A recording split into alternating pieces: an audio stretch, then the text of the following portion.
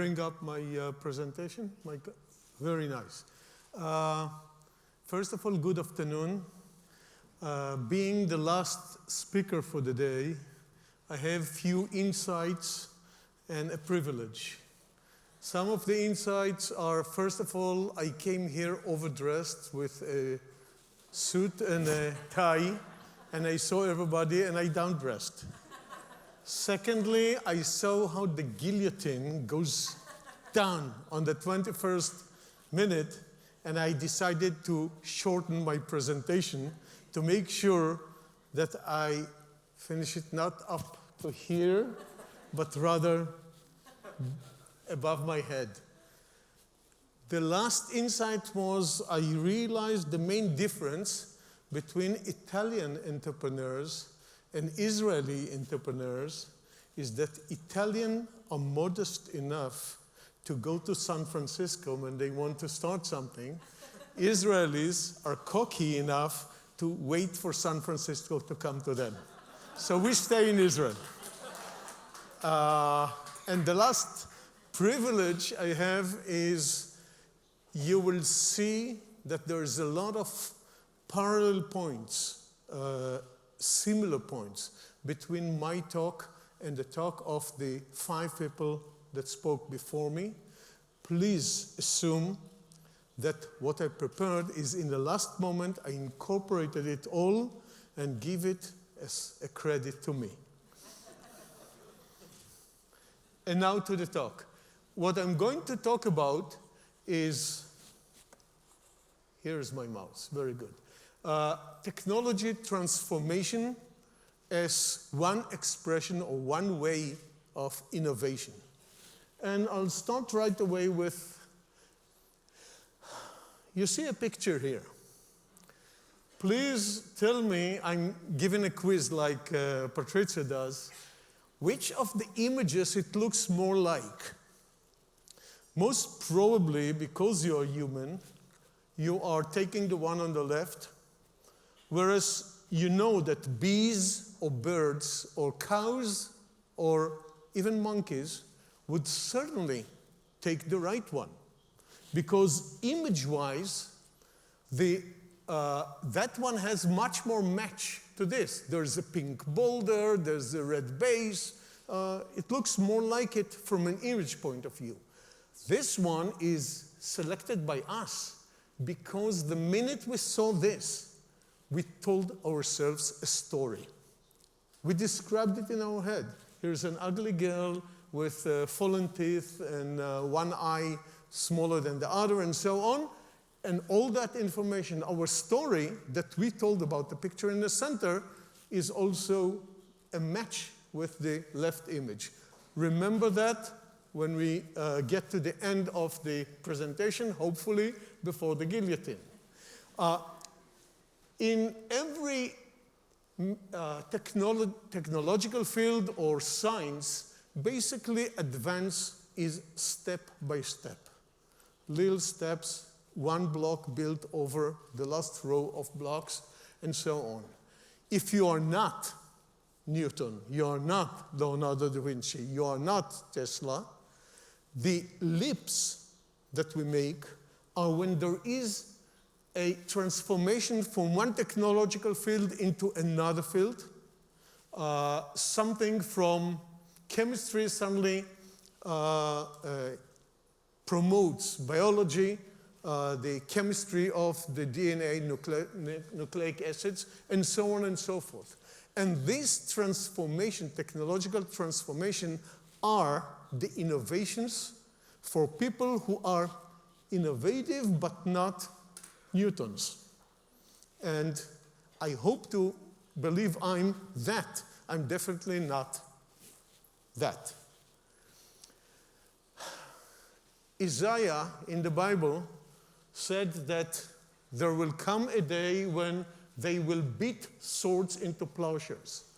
Most people look at that as a prophecy and a hope of war turning into peace. But there's more than that here. It's not only swords to plowshares.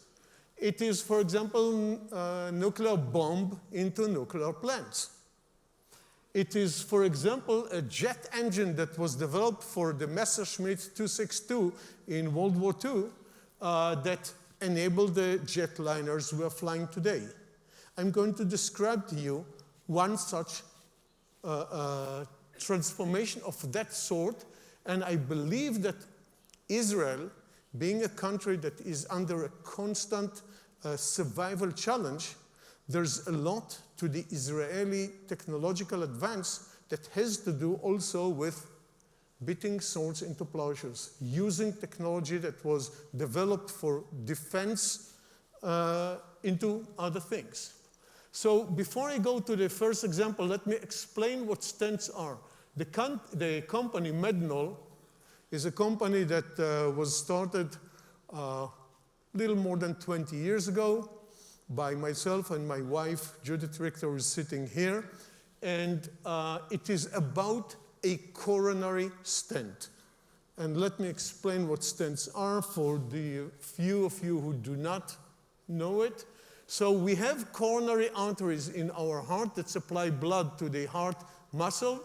And when those coronary arteries get an obstruction or almost obstruction, we put in a wire and on it a balloon with a stent. We inflate the balloon, and by inflating the balloon, we open the constriction and we open the stent. We deform it plastically, then we would deflate the balloon, remove it, and the stent will stay there and keep the artery open. With that in mind, in our technology, when you want to design a very minute, very small device like a stent and have it flexible and strong enough in spite of being less than 1/10 of a millimeter in thickness, you want to use a digital technology called finite element analysis. You take the part that you want to simulate, you divide it into very, very small squares, and then you can calculate by the computer what every little square will respond to the forces on it. Basically, you want to do the following simulation. Where are we? My computer is far, and here we are. Okay. So I want to be able, for example, to show that when I expand the stent to its final size, you see the colors, they show how much deformation there is, what forces are acting on a stent. But as you can see here, those that can read, the red color is almost 11% deformation. And the problem was 20 years ago that finite element analysis was developed for airplanes and for cars and for spacecrafts. And there, any deformation more than 1% was not important at all, because that means plastic deformation, permanent deformation, and this is failure already. So there were programs only in the linear part up to 0.5%. When I went into starting designing stents, I went back to something that I participated in developing in my previous years, when we had to calculate how to build an armored vehicle, a tank, for example, that will be resistant to shells penetrating it. You want the shell to slide out and not penetrate like this. We had to develop a finite element analysis with hundreds of percents, because when a shell hits a tank, the deformation of the metal is hundreds percent. Suddenly, taking that and adapting it, did not take me more than 2 weeks to develop something that now, the 10% or so deformation that happens in the stent when it expands on the left here, or when it bends when it goes into the vessel, is suddenly I have a program to do that. This is an adaptation from military technology. Another adaptation was about the manufacturing of a stent. Everyone in the world who started working with stents started making them for very fine tubes by cutting them with a laser. This is what is called the law of instrument that Mark Twain described very well. He said that for a man with a hammer, the world is nailheads. Namely, they knew about little pipes, so they used little pipes. I adopted the idea from microelectronics, and instead of doing it from a tube, made multiple up like we do microcircuits in microelectronics. And the way of making stents, now, sorry, the mouse is going to give me that all through, okay. Whereas everybody else is making the stents by cutting them from a tube with a laser, we make them like you see on the right on a flat panel, thousands of them at a time, which makes it more accurate and more economical. But that was not all. Today, all stents are coated with drugs. Now, the difference between coating every single stent for 10 minutes or in 10 minutes coating 100 stents make the cost of manufacturing much lower, and that cost can be shared with the user at the end of the pipeline. And that is another adaptation from one industry, one technology, microelectronics, into medical device, even though the articles are flat. Here they are tubular. And of course, I needed to develop and build machines, automatic robots that will take the flat stents and fold them and make a little seam at the point of meeting that will make them the tube that we need in order to. And here is another example. I have 9 minutes. I guess I'll do it. Here is another example.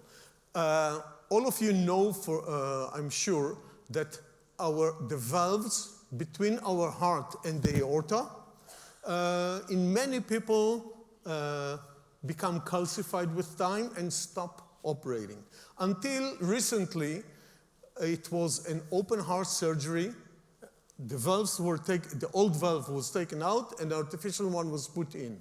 In the last 5 years, there are 2 companies that sell a product. This is the product that you see here, that is a valve, artificial valve, that is inserted by catheterization from the groin, from the femoral artery into position. The problem with that is it is a big thing. It opens to 30 millimeter, and it has very sensitive leaflets of biological material. You cannot compress it very hard. So even when you compress it on the catheter, as you see at the bottom, it is still about the size of my pinky. And it's way too big to go into some arteries of 30 to 50% of the population. And here I go to another part of innovation. You have to recognize and find problems. Some people will not make a lot of it and say, it's a great invention. I look at that and look at the shortcomings of that. Is there something to correct? As a matter of fact, it reminds me of some logo of some meeting. I'm not sure what meeting it was. And the question is, what do you see here?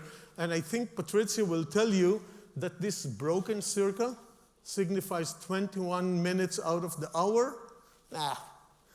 What I see here is a stimulus for fixing things. I see this, and I immediately want to do this. So for me, that was a logo that calls for innovation. And that, I realized, first of all, the problem. It's too big. How do you make it smaller? As a matter of fact, the idea came to me while driving next to a power plant. And you see a gas turbine power plant, you see a wind power turbine. They are both way too big to be transferred to their position using the transportation arteries. We are even using the same name for this. So what do people do? What people do is they transport them in parts. You see that one blade, and then you assemble them in situ. I said, aha, that's what we'll do. And basically, the valve that I invented, patented, and we have developed all the way, has two components. One component is the frame that will hold the leaves of the old valve open, and then there's the valve unit that will dock into it like you see in the middle, and that will make an operative. But because the valve unit is separate, here's what I can do. I build it from a very super elastic metal that has shape memory. After I put the leaflets on it, I open it, like you see in the middle. Then I collapse it in a rhombus collapse. And now I can fit it into a very thin catheter, lengthwise, instead of just crimping it like others do. And because of that, I will be able to make it much smaller. As a matter of fact, you see here, this is the process of putting it in place. I first of all put the frame, then I push out the leaflet section that by the shape memory of the metal form itself to a ring, and then I dock it in place, as a matter of fact, so you don't have to imagine it. Here is a video of how it goes. I go through the groin in the femoral artery. I first of all, when I reach that position, I open a temporary valve that will give me peace of mind and time to assemble what I need near the heart without being pressed for time. This is a very simple one. It's a parachute-like thing that cannot operate for years, but all I needed is for a minute or two, or maybe 10, until I finish my deployment. And then in the position of the defective valve, I first of all open the frame. When the frame is open, I now pull out the valve unit that forms into shape by the shape memory of the metal, and then I pull it into place and lock it, and we have an operating valve. This, by the way, is easy to describe. It was easy to write the patent on, but the technology is very, very complicated because you don't have a push ability, only pull, because everything goes through this loop of the catheter, and you cannot push through flexible loops. But we did it, and we are now in human trials with the product. And here's what we gained. Look at the graph at the bottom.